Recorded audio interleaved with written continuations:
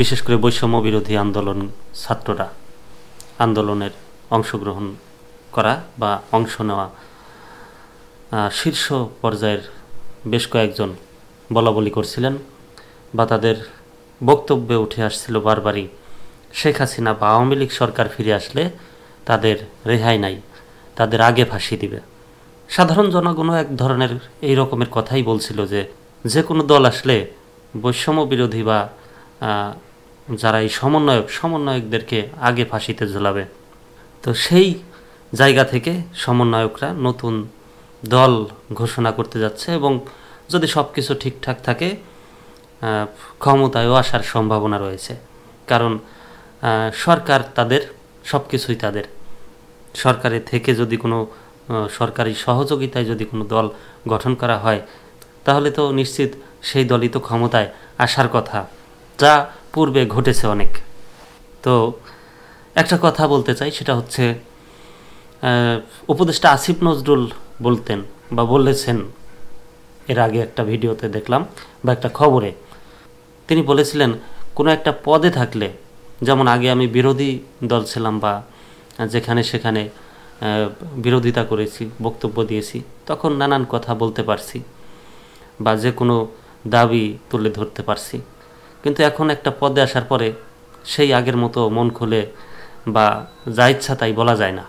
তো উপদেষ্টারা বা এই যে সমন্বয়করা, তারা রাজনৈতিক দল ছাড়া যেভাবে সাধারণ মানুষের পক্ষে কাজ করতে পারছেন, রাজনৈতিক দল গঠন করার পরে যদি ক্ষমতায় আসে সেই মোতাবেক কাজ করতে পারবেন কিনা সেটাও দেখার অপেক্ষায়।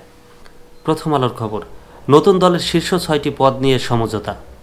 জাতীয় নাগরিক কমিটি ও বৈষম্য বিরোধী ছাত্র আন্দোলনের উদ্যোগে আত্মপ্রকাশ করতে যাওয়া নতুন রাজনৈতিক দলের শীর্ষ 6টি পদে কারা আসছেন তা অনেকটাই চূড়ান্ত হয়েছে।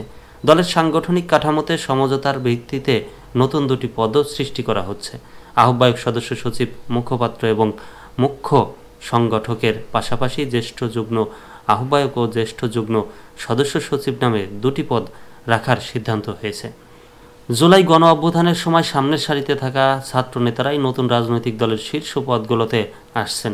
এই দলের আহ্বায়ক পদে নাহিদ ইসলামের মনোনয়ন নিয়ে শুরু থেকেই জাতীয় নাগরিক কমিটি ও বৈষম্য বিরোধী ছাত্র আন্দোলনের নেতাদের কারো কোনো আপত্তি ছিল না।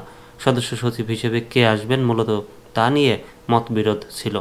সমঝোতার ভিত্তিতে এই পদে আক্তার হোসেনের নাম অনেকটাই চূড়ান্ত। তিনি এখন জাতীয় নাগরিক কমিটির সদস্য সচিব। নতুন দলের আহ্বায়কের দায়িত্ব নিতে যে কোনো সময় অন্তর্বর্তী সরকার থেকে পদত্যাগ করতে পারেন উপদেষ্টা নাহিদ ইসলাম। দলের মুখ্য সংগঠক ও মুখপাত্র পদে দেখা যেতে পারে সার্জিস আলম ও হাসনাত আবদুল্লাহকে। মূলত সমন্বয়ক বা নতুন দল হিসেবে কিন্তু এই সার্জিস আর হাসনাত আবদুল্লাহকেই সবাই চেনে, কারণ তাদের যে হাক ডাক, তাদের যে কথাবার্তা, সংবাদ মাধ্যম সব জায়গায় কিন্তু তাদেরকে ফোকাস করা হচ্ছে। অন্যদিকে জাতীয় নাগরিক কমিটিতে থাকা ছাত্র শিবিরের সাবেক নেতাদের সঙ্গে সমঝোতার ভিত্তিতে জ্যেষ্ঠ যুগ্ম আহ্বায়ক পদে আলী আহসান জোনায়েদের শিবিরের ঢাকা বিশ্ববিদ্যালয় শাখার সাবেক সভাপতি নাম বিবেচনায় আছে। আর দলের জ্যেষ্ঠ যুগ্ম সদস্য সচিব পদে আসতে পারেন জাতীয় নাগরিক কমিটির বর্তমান আহ্বায়ক নাসির উদ্দিন পাটোয়ারি। নতুন দলে যুক্ত হতে যাওয়া জাতীয় নাগরিক কমিটি ও বৈষম্য বিরোধী ছাত্র আন্দোলনের 3 জন নেতার সঙ্গে কথা বলে এসব বিষয় নিশ্চিত হওয়া গেছে। শীর্ষ 6টি পদের বাইরে নতুন দলে গুরুত্বপূর্ণ পদ পেতে পারেন জাতীয় নাগরিক কমিটির মুখপাত্র সামান্তা শারমিন, যুগ্ম আহ্বায়ক সরোয়ার তুষার, তাসনিম জারা ও আরিফুল ইসলাম আদিব, যুগ্ম সদস্য সচিব অনিক রায়, মাহবুব আলম ও আলিফ মৃ। এছাড়া বৈষম্য বিরোধী ছাত্র আন্দোলনের মুখ্য সংগঠক আব্দুল হান্নান মাসুদকে দলের গুরুত্বপূর্ণ পদে দেখা যেতে পারে। নতুন এই রাজনৈতিক দলের আত্মপ্রকাশের সম্ভাব্য তারিখ 26 ফেব্রুয়ারি। রাজধানীর মানিক মিয়া অ্যাভিনিউয়ে দলের আনুষ্ঠানিক ঘোষণা দেওয়া হতে পারে।